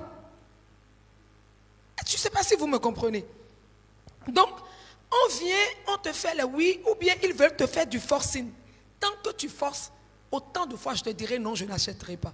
C'est le même système un peu avec les gens qui sont dans l'assurance. On vous appelle comme ça, bonjour madame, comme si on se connaît. Et oui, vous avez besoin d'une assurance. Hein? C'était l'assurance, machin. Je dis, je n'ai pas besoin d'assurance. Et la prochaine fois que vous allez appeler à cette heure-ci, vous aurez chaud. Pour d'autres qui sont légèrement courtois, je leur dis, écoutez, Christ, c'est mon assurance. Quand ils insistent, je leur accroche au nez. C'est la mauvaise manière de convaincre quelqu'un. Il y a autant d'éléments dedans et pour permettre aux gens de bien faire leur boulot. Mais je pense que, puisqu'on a des difficultés à se départager dans cette question, je dirais tout simplement, cherchez encore plus, ou voyez-le hors antenne et vous allez pouvoir parler. Et si vous permettez, Oui, si vous permettez, pour clôturer son aspect, je parlais de formation et nous sommes sur un plateau. Oui. Formation, quand je parle de devenir meilleur, quand on dit que quelqu'un va devenir meilleur, ce n'est pas du jour au lendemain. Ça ne viendra pas des échecs, Exactement. ça ne viendra pas des refus, ça ne Exactement. viendra pas des expériences. Exactement. Mais ce que vous devez savoir, comme je le dis, le marketing de réseau n'est pas de la vente. J'ai dit la vente est dans le marketing de réseau. Alors, si vous prenez l'aspect de la vente simple seule, ça l'aide à comme un client, un vendeur ordinaire qui vend un produit à quelqu'un. Là où je parle de leadership, vous ne pouvez pas impacter quelqu'un. En fait, le leadership n'est pas manipuler quelqu'un. Alors, je ne peux pas te manipuler, homme de Dieu Rodrigue, à faire le marketing de réseau. C'est que peut-être tu as vu quelque chose en moi qui t'a plu. Et le leadership, c'est surtout par rapport à cet aspect. Comme elle a dit tout à l'heure, le produit, si elle va parler du produit, ça c'est à cause de moi ou pas, ça fait son affaire. Chacun, quand tu viens dans le marketing de réseau, permettez. Non, là, ça fait son affaire, mais dans le système de croissance, ça fait aussi votre affaire, parce que vous n'avez inscrit personne qui va faire. En fait, la vérité, c'est que si vous n'arrivez pas à le faire, vous ne gagnez rien. C'est que vous avez perdu votre temps. C'est ça le côté gonflé des marketistes relationnels. On croit qu'on n'a rien à foutre. De la même manière, l'autre aussi n'a rien à foutre. Être meilleur, se former, je crois que quand on parle être meilleur de manière générale péjorative, la personne ne sera jamais meilleure. On l'identifie par rapport à quoi? Tu dois être meilleur en peut-être à oratoire pour quelque chose. Là, je sors de Revobit, je sors du marketing relationnel. Tu dois être meilleur dans la maîtrise de telle chose. Tu dois être meilleur en termes de ci. Mais dis simplement de manière vague, il faut être meilleur. Et il y a un problème. Dire, il faut se faire former. Se faire former dans plusieurs domaines, parce qu'on parle de formation ici. Il y a 9 ateliers. Je ne peux pas dire à quelqu'un, il faut se faire former. Et quand je dis se faire former au leadership. Écoutez, le leadership, quand on parle de marketing relationnel, il y a 2 choses. Le produit et la personne. Et quand je prends le cas de Revobit, la vente est au cœur du marketing relationnel de Revobit. Sinon, il n'y aura pas les produits. Dire que la vente est dans le marketing relationnel, je suis d'accord. Mais la vente n'est pas seulement dedans, c'est le cœur du marketing relationnel. Bâtir le succès d'un produit autour de la relation que l'on peut avoir. Et pour bâtir une relation avec quelqu'un, on n'a pas besoin de leadership sur lui. Le leadership, c'est l'impact que vous avez sur quelqu'un. C'est l'impact que vous avez sur quelqu'un. L'autorité que vous avez sur quelqu'un. Pas pour manipuler. Ce n'est pas de la manipulation qu'il s'agit. Le choix du mot manipuler est mauvais. Ce n'est pas de la manipulation qu'il s'agit. C'est de l'exemple qu'il s'agit. Alors, quand on dit quelqu'un est ton patron et il dit qu'il s'en fout de toi, je ne suis pas productif. Et si je ne suis pas productif, son entreprise ne va pas exister longtemps. À moins que la personne ne comprenne pas. Est-ce que vous réalisez que la plupart du temps, les personnes qui rentrent dans les marketing de réseau et qui sont très opérationnelles ne sont jamais des lobbies? C'est des gens qui cherchent à gagner de l'argent. C'est jamais des lobbies. Mais ce courant va faire les lobbies parce que c'est le lobby qui a l'argent. C'est eux qui ont l'influence. En réalité. Donc, que vous vouliez ou non, l'expérience est claire, le jeu de mots est clair, se former entièrement, d'accord? Mais se former à quoi? Puisque la vente est au cœur du produit, il faut donc se former à avoir les techniques de vente, les techniques de courtoisie envers les gens, Ne pas aller chez quelqu'un, vouloir prendre son argent et avoir la poitrine gonflée. Eh bien, lui aussi n'avait rien à cirer parce qu'il n'est pas venu vers vous pour acheter votre produit. Votre produit existe, mais il n'a pas fait son choix, c'est son argent. Mais c'est vous qui vous êtes déplacé ou entré en contact avec le client. La première personne qui entre en contact avec l'autre, c'est le membre du marketing de réseau. Ce n'est pas le client. Parce qu'on n'est pas dans le cas de vente simple en boutique. Parce que si c'est le cas de vente simple en boutique, je me déplace de chez moi, je viens dans la boutique, j'ai besoin de ça. Mais dans votre cas relationnel, c'est vous qui vous déplacez vers les gens, c'est vous qui avez besoin de nous. Mais on ne peut pas se foutre de nous. Si vous permettez, toujours. J'ai dit quelque chose au départ. Oui. C'est des gens qui ont gâté le domaine. Si ça ne tenait qu'à moi seul, le marketing de réseau, c'est vrai qu'il faut prospecter. Mais ne pas aller imposer quelque chose à un client. Quand tu veux évoluer dans le marketing de réseau, je vais poursuivre pour terminer ce que je te disais en parlant de formation ou dans lequel tu rentres dans le détail par la suite. Ok, quand tu te lances dans le marketing de réseau, tu dois t'attendre que tu dois apprendre beaucoup de choses. Il y a beaucoup de choses que tu as à apprendre, mais que tu n'es pas un vendeur ambulant. Quand j'entends maman dire, des gens viennent me proposer, il faut vendre. Je cherche quelqu'un qui lève le doigt. Au moins, il y a des gens ici pour dire que moi, je lui ai proposé mon produit comme ça pour dire, s'il te plaît, si tu ne vas pas acheter, vous n'allez pas voir. C'est là que je parle d'amateur. C'est ce que je mets aussi dans la formation. En réalité, vendre quelque chose à quelqu'un, c'est chercher qui a besoin réellement de la chose. Alors, au lieu, c'est la formation qui te permettra de savoir comment chercher les personnes qui ont besoin réellement de ton produit. Si tu as un service, tu as une compétence dont je n'en ai pas besoin, donc ta compétence peut être tellement excellente, mais si je n'en ai pas besoin, je ne vais pas acheter. Mon produit peut être puissant, efficace, mais si tu n'as pas besoin de mon produit, tu ne vas pas acheter. Alors je dis, et je le répète, c'est des amateurs qui font qu'on discrédite le marketing de réseau, parce qu'ils ne font pas ce qu'il faut faire. Je ne dérange personne. Je ne dis pas que je ne prospecte pas, mais mon rôle, c'est donner l'information sur le produit que j'ai. Et là où je dis, celui qui dit, s'il n'arrive pas à évoluer, que ça, à cause de moi, quand tu rentres dans le marketing de réseau, pour réussir, Rodrigue, mets une croix sur ton parrain. Une croix sur ton parrain veut dire quoi? Ce n'est pas à cause de lui que tu vas réussir, mais tu as besoin de lui. Cela ne veut pas dire que tu ne vas pas lui demander.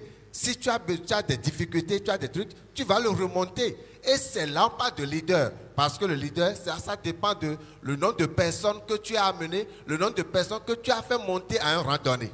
Nous sommes d'accord? Alors, c'est ce que je mets dans la formation.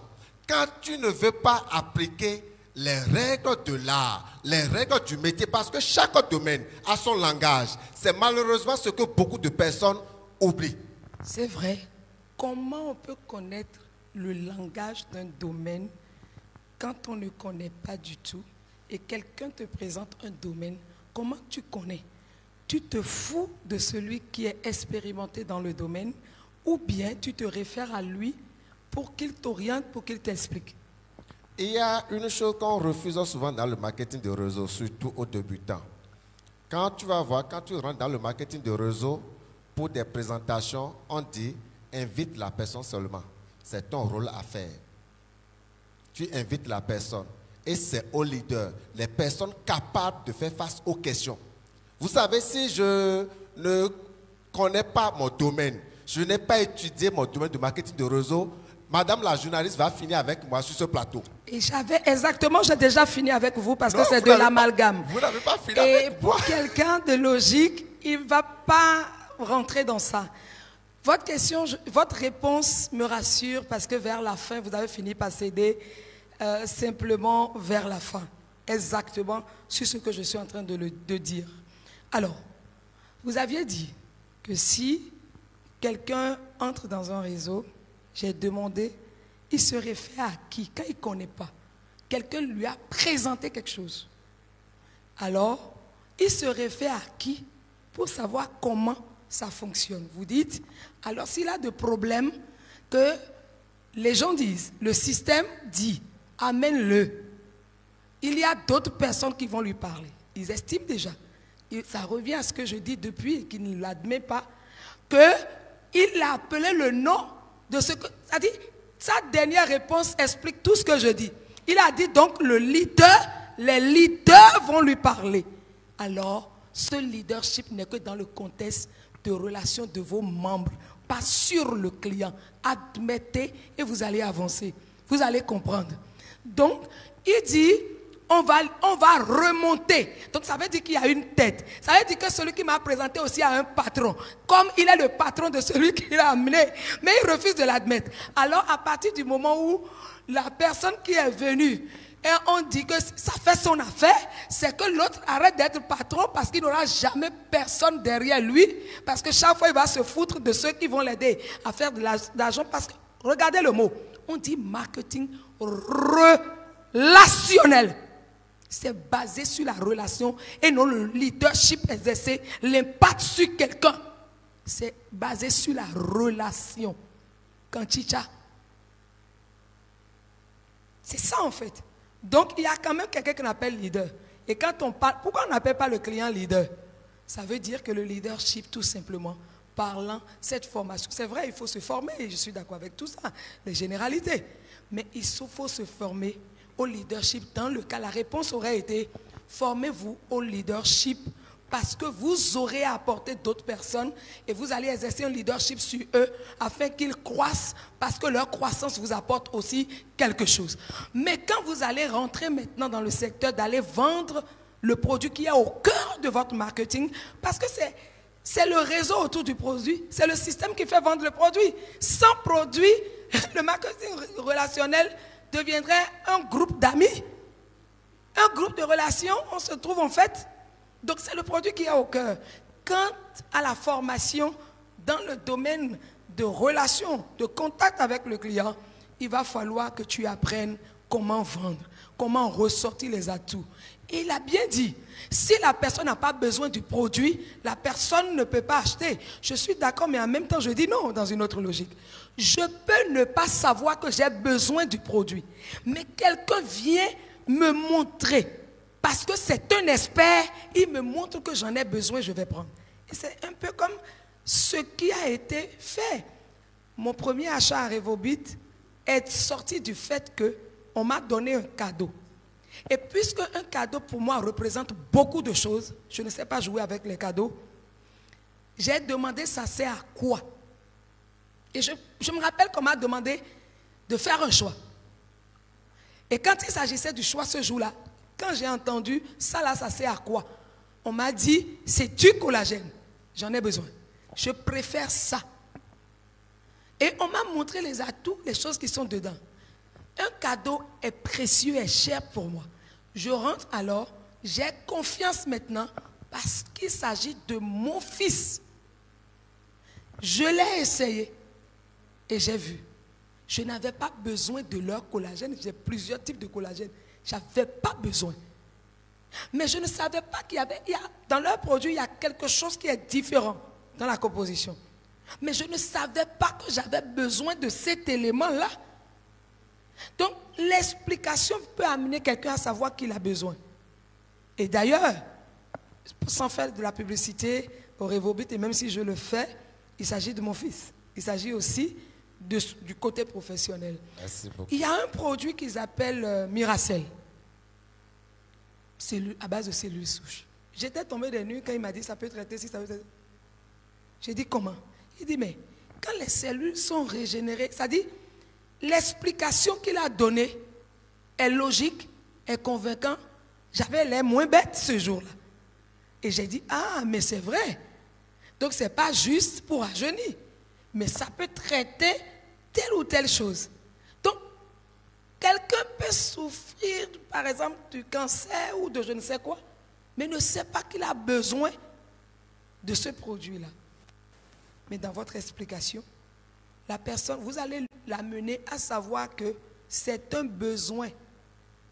Et vous allez le convaincre. Et là où vous avez plus besoin de conviction dans le marketing de réseau, c'est quoi? Les prix sont élevés. Pourquoi les prix sont élevés? Ce n'est pas à cause de la qualité du produit. C'est à cause du système de rémunération. Ce qu'il faut mettre, la marge qu'il faut mettre pour que tout le monde puisse avoir ce qu'il doit avoir. C'est ça qui fait ça. Et souvent, c'est au premier coup. Donc c'est réservé au lobby. Donc si tu n'as pas de relation des personnes d'un rang, tu ne peux pas prendre un produit de marketing de réseau et aller dans un collège. Ça ne marchera pas. Même si tu ne vas pas, bon, on n'est pas vendeur ambulant forcément, mais tu prends ton téléphone, tu vas prospecter des gens, tu appelles des gens. Si tu dis que tu es dans le réseau et que tu t'assois chez toi, ce n'est pas le fait de tenir le sac qui fait qu'on est vendeur ambulant. Celui qui utilise son téléphone, qui est en train d'appeler les gens, qui ne lui ont pas demandé de l'appeler, qui n'ont pas besoin de lui, c'est un vendeur ambulant téléphonique. Appelons les choses par leur nom. C'est un vendeur ambulant. C'est nous. Je dis souvent aux jeunes étudiants, quand vous finissez, parfois vous avez licence master. On finit, on dit, c'est un exemple. Hein. Quelqu'un dit, je suis limonadier. Dis-moi, tu vends Tchakpalo. C'est Tchakpalo, non. C'est le mot qui est venu ranger, faire le branding de la chose. Je vends des goûters. C'est à Taterie. Tu vends à Taetevi. C'est à Taterie. Il n'y a pas de honte pour ça. C'est pourquoi j'aime un monsieur, un jeune, qui dit, je suis un livreur en veste. Je suis un livreur et il est en veste. Ça n'empêche pas, le fait d'être en veste, même d'être véhiculé, ne l'empêche pas d'être un livreur. C'est un livreur.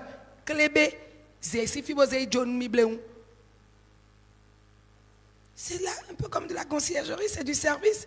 C'est pourquoi nous les humains, nous avons tellement honte quand il s'agit du service. On voit que ce n'est pas pesant. Il faut qu'on nous élève à un niveau. Mais Jésus dit, le plus grand, c'est celui qui s'humilie et qui sert les autres. Et cette humilité va donc aller loin. Je résume en disant, pour passer à une autre question, puisque j'ai le monopole de la discussion sur le plateau, je résume donc en disant, tout simplement, formez-vous premièrement à l'humilité si vous voulez rentrer dans le marketing de réseau, puis après, formez-vous d'abord à la technique de vente, aux différentes techniques de vente, parce que c'est ça qui est le cœur de ce que vous faites. Vous pouvez rentrer dans le réseau sans jamais servir. Par exemple, moi je suis dans le réseau, je n'ai pas apporté de force, je ne m'en préoccupe pas. J'en parle à quelqu'un, si tu veux, tu vas acheter. Mais je ne m'en préoccupe pas parce que pour moi, je n'ai pas envie de faire carrière, de bâtir, de gérer des gens derrière une file pour monter des grades, des niveaux. Je n'ai pas cette ambition là-dedans. Non, le système est comme ça.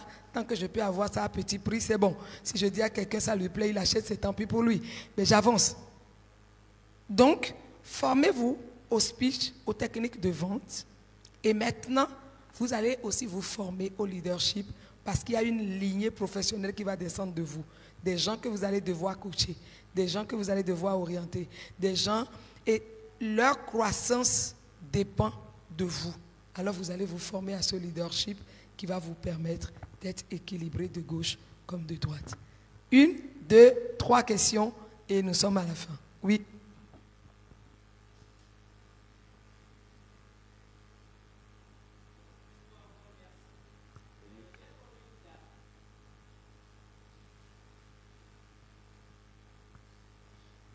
J'ai connu une dame qui est aussi dans un réseau. Ils appellent le réseau. Si vous pouvez être concis et aller rapidement à la question, ce serait bon. Le réseau, c'est Tasly. Mais ce que je veux, c'est que elle m'a dit de venir pour qu'on me forme. Allez sur la question directement, ce serait mieux. Parce qu'on n'a plus beaucoup de temps. Une histoire serait trop longue. Quelle est la question qui découle de l'histoire que vous auriez voulu raconter? Comment faire pour aller là-bas sans prendre par elle? C'est-à-dire, je suis allé là-bas moi-même. Alors, pour qu'elle n'ait pas de bénéfice. Il veut savoir comment faire pour rentrer dans un réseau, pour brouiller les cartes et empêcher celui qui lui a présenté d'en jouir. Je crois que c'est la question un peu. Comment frauder en fait?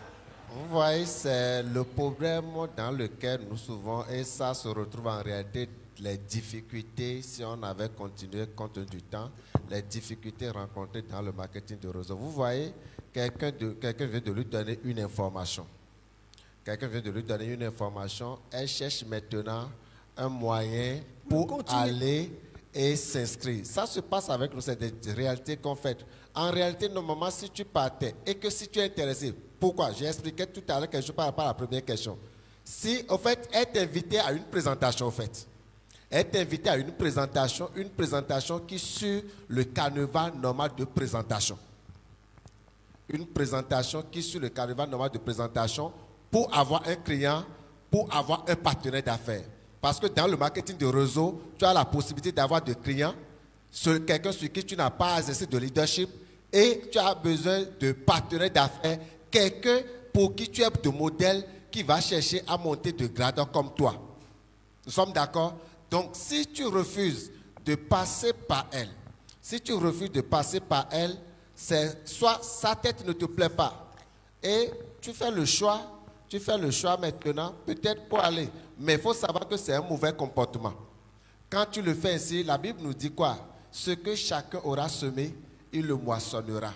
Alors, demain, tu trouveras quelqu'un peut-être, quand tu vas commencer par évoluer, qui sera peut-être un maillon puissant de ton équipe. Parce que dans le marketing relationnel, une seule personne peut te générer des millions.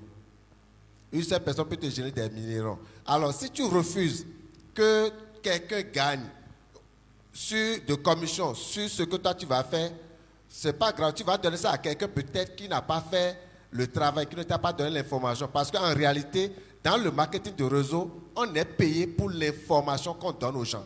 On est payé pour le fait de leur avoir expliqué le produit, de leur avoir expliqué peut-être le système, parce qu'il y a le rang de leadership qu'on rentre dans ce truc-là, que vous allez voir. Donc, quelqu'un, tu es payé pour ça, pour avoir donné l'information à la personne qui a acheté le produit. Tu es payé pour le fait que tu as aidé quelqu'un à commencer par quitter un bas niveau en train de monter. C'est de là que je disais que je gagne. Si je t'aide et que tu commences par gagner, je gagne aussi. Il n'y a pas à faire de concurrence.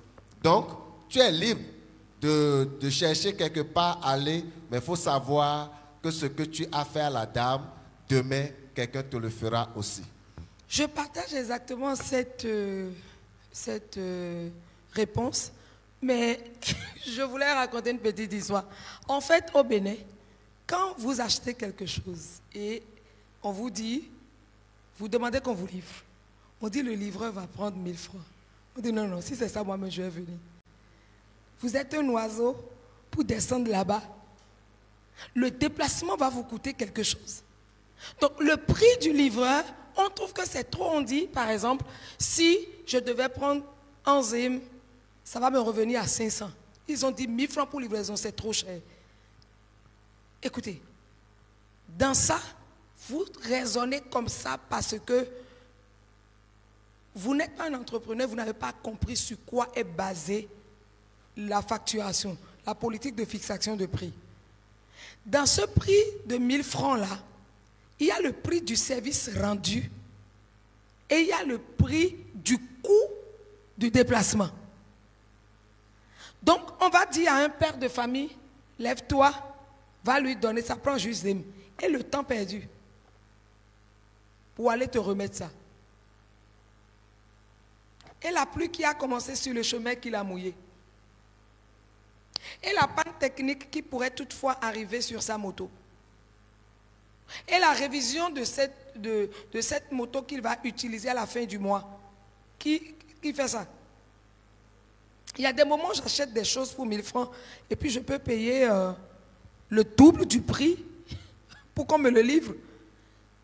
Il y a le prix du service. Parfois, il y a mes clients qui disent « Ah non, parce que c'est cher. » Je dis « Écoutez, si vous voulez prendre, pourquoi vous avez choisi Divin Mariage? Non, quand je vois vos trucs là, je dis ok, laissez-moi vous expliquer mieux. Et c'est là où on a besoin de maîtriser les atouts de son projet et être convaincant. Je dis écoutez, madame, quand vous allez prendre quelqu'un dans la rue à côté pour venir remettre votre dot, personne ne va emballer les choses. Si c'est trop, vous allez leur donner 60 000 ou 80 000. Et puis c'est terminé, ils vont remettre et à la fin vous allez leur donner un peu de nourriture, 2 casiers de boissons, ils vont se battre à la fin parce que l'un va vouloir prendre 2 bouteilles, l'autre va vouloir prendre 1 bouteille et donc ils vont se battre. Mais écoutez, regardez mes emballages, tout change à partir de là. Regardez, vous voyez le prix que j'y ai mis? 2. Avoir Madame Guidibi sur votre dot, qui est celle qui est venue transmettre votre dot à votre famille, et avoir un individu lambda qui vient faire votre dot, qu'est-ce qui pèse le plus? Parce que j'ai un nom, j'ai une notoriété. Je suis d'un certain niveau que tu me veux sur ton événement, d'un certain niveau de prestance, ça a un prix. Moi, mes 1 heure ont un prix. Les autres, leurs 2 heures de remise de dot ou leurs 3 heures de remise de dot, c'est 60 000. Moi, mais je ne sais quoi, ne me demandez pas, c'est des millions, on parle en millions. Je devrais laisser tous mes attributs pour m'asseoir dans la maison de quelqu'un, pour prendre ce que quelqu'un qui n'a pas le même niveau que moi, même acabit que moi, même exigence que moi, même notoriété que moi va prendre. Non. Et je leur explique, si vous n'avez pas les moyens, ce n'est pas grave. Allez chercher les petits au quartier, ils vont vous faire ça. Et je prie pour eux, que la grâce de Dieu vous accompagne. Je ne suis pas fâché. Pourquoi je devrais me fâcher? Ça veut dire que ce client ne fait pas partie de ma cible. Alors la dame va vous faire ça, vous allez... En fait, vous trouvez qu'elle abuse. Et d'adoulo tché. À cause d'elle, je ne vais pas avoir de marge. C'est avec son téléphone qu'elle vous a appelé. Ça a un coût. Elle a pris son temps pour vous présenter en laissant d'autres activités. Ça a un coût. Elle s'est déplacée de sa maison peut-être. Ça a un coût. Vous voulez qu'elle couvre tout ça là comment? Quand nous sommes des chrétiens, il faut savoir que Dieu nous demande, et dans toute bénédiction que Dieu nous donne, relative à une mangue, Dieu a mis la nourriture des animaux. Dieu a mis ce qui est pour vous. Dieu a mis la réserve. Dieu a mis la graine à multiplier. Dieu a mis pour les bonnes œuvres dedans. Mais c'est là où le béninois il prend la mangue. Il mange la peau qui est destinée aux moutons, aux animaux et avale. C'est le début. Et prend la mangue, la partie chanue et finit de manger. Attaque maintenant le noyau jusqu'à le blanchir. Comme ça ne suffisait pas, il casse ça. Pour sortir un peu comme le petit truc qui est à l'intérieur mangé et jeté. Tu t'es tué. Donne la nourriture à l'animal qui est là. Mange ta part. Ressème. 2 Corinthiens 9 vous permettra de ne plus réfléchir comme ça. 2 Corinthiens chapitre 9 verset 8. Et Dieu est capable de faire venir à vous toutes sortes de bénédictions et de grâces pour couvrir tous vos besoins, de sorte qu'il en reste pour faire les bonnes œuvres. Soyez une bénédiction aussi pour les autres. Et arrêtez de penser comme ça. Une dernière question et on va clôturer ce plateau.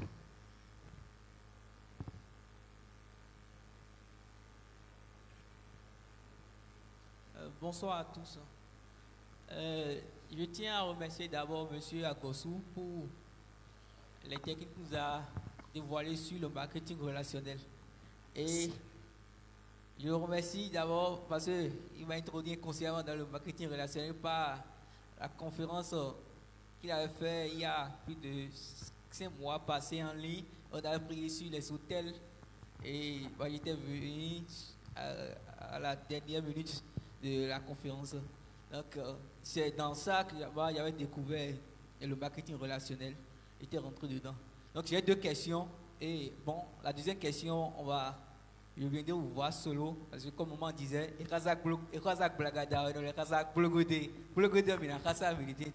donc, la question que je vais vous poser, la première question est que, est-ce que vous, M. Agossou, vous avez écrit un e-book sur les techniques de marketing relationnel?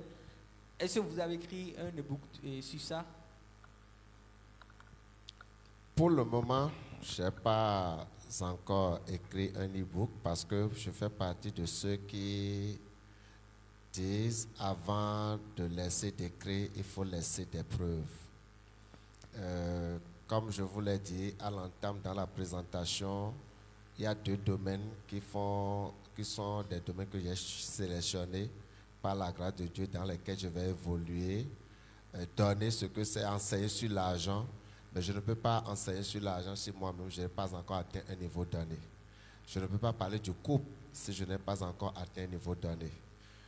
Actuellement, j'utilise les livres d'autres personnes que je peux te recommander peut-être les 7 techniques pour devenir professionnel dans le marketing de réseau d'Eric Worre. Tu peux aussi lire le livre Le marketing de réseau est plus qu'une profession de Dr. Raoul Ruben. C'est de bons livres de ceux qui ont fait le marketing de réseau, de ceux qui ont gagné des milliards dans le marketing de réseau que tu peux lire. Pour le moment, je peux te donner des conseils, mais je n'ai pas encore écrit un e-book. Alors, nous allons vous demander de donner votre mot de fin.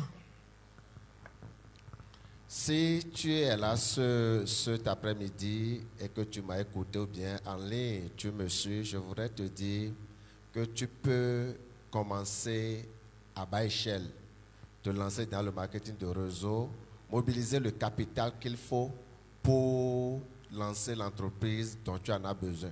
Le marketing de réseau est fait pour que tu sois jeune, que tu sois vieux. J'ai des jeunes dans mon équipe qui ont gagné des millions. J'ai un vieux avec qui je fais le marketing de réseau, n'est pas dans mon équipe. Je crois quand même la journaliste a la chance de la rencontrer. Pépé Yaovi, partenaire que j'appelle affectueusement. J'ai été décoré avec lui la fois passée parmi ceux qui ont déjà gagné minimum 10 millions à Revobit. C'est un vieux, je crois quand même, qui doit dépasser 70 ans. Mais le marketing de réseau est fait pour toutes les couches. Et si tu veux évoluer dans le marketing de réseau, tu veux te lancer dans le marketing de réseau, il faut chercher l'information sur le marketing de réseau. Si tu n'as pas l'information, si tu n'as pas cherché la bonne information, tu auras les informations erronées. Tu auras les informations erronées. Le marketing de réseau est une entreprise que tu crées qui te facilite la tâche. Tu n'as pas d'impôt à payer, à l'exception de l'impôt que je paie sur les publicités que je fais en ligne. C'est celui qui a créé son entreprise qui s'occupe de ça. Tu es rémunéré pour le travail que tu fais, c'est-à-dire donner l'information. Tu dois savoir que le marketing de réseau, ton rôle, c'est donner l'information aux gens et par la suite apprendre les techniques qu'il faut pour gérer. Tu auras affaire à des clients, tu auras affaire à des partenaires. C'est dans des clients que tu trouveras des partenaires. Quelqu'un peut être ton client aujourd'hui et c'est peut-être 3 ans après qu'il va prendre la décision de devenir un partenaire. Un partenaire, c'est différent d'un client. Le plus important, c'est de savoir que tu peux réussir dans le domaine, mais il est important de chercher l'information qu'il faut. Après, à tout ça, s'ajoute la grâce de Dieu. N'oublie pas d'être honnête. N'oublie pas d'être honnête. Dans le marketing de réseau, il y a des gens qui me contactent pour dire ils ont besoin du produit. Il y a des différents packs. Chez nous, par exemple, si tu prends le petit pack, le pack de 56 000, celui qui a donné l'information prend $15. Il y a le pack de 98 000. Ça fait $15 fois 2, ça fait 2 boîtes. Donc, parce que la personne a les moyens, les gens lui recommandent le pack de 10 boîtes, le pack de 20 boîtes. Moi, en tant que serviteur de Dieu, mes valeurs ne me permettent pas. Je dis, si tu n'as pas besoin de faire de business, tu n'as pas besoin de prendre le plus grand pack. Parce que le plus grand pack, c'est fait pour quelqu'un qui veut gagner de l'argent. Moi, j'ai le plus grand pack, là où quelqu'un gagne $15, moi, je gagne $17,5. Donc, sois honnête avec les gens. Ça te permettra demain, quand des gens vont rencontrer des difficultés, ils diront, non, ça, telle personne, il est honnête. Ne coupe pas derrière l'argent. C'est vrai, je parle beaucoup d'argent, mais pour quelqu'un qui me connaît, je ne suis pas quelqu'un qui court derrière l'argent. Je ne suis pas quelqu'un pour dire, si tu ne me donnes pas de l'argent, s'il y a quelque chose à te faire, je ne fais pas. Non, mais je cherche l'argent, mais il faut savoir que l'argent va venir avec le temps, avec la personne que tu vas devenir. Et pour finir, comme je l'avais écrit l'année dernière, le seul et unique produit que tu as à vendre, c'est toi-même. Donc, travaille pour améliorer ce produit que tu es. Que Dieu vous bénisse. Travailler à améliorer ce produit que tu fais, c'était avec beaucoup de plaisir que j'ai conduit ce plateau et je me suis donné à l'exercice d'un débat logique. Il y a longtemps que je l'ai fait et je vais dire merci à Monsieur Agossou d'être revenu exactement pile poil pour confirmer ce que j'ai dit. Il l'a dit à la fin, ça veut dire qu'on est un entrepreneur, c'est comme une entreprise, exactement. Et comme c'est une entreprise, Merci d'avoir confirmé exactement la logique, même si c'est à la fin. Je bénis le Seigneur, merci de nous avoir écoutés, participants à l'interne et participants en ligne. Que Dieu vous bénisse. C'était Monsieur Agosou Amon Séraphin. À très bientôt.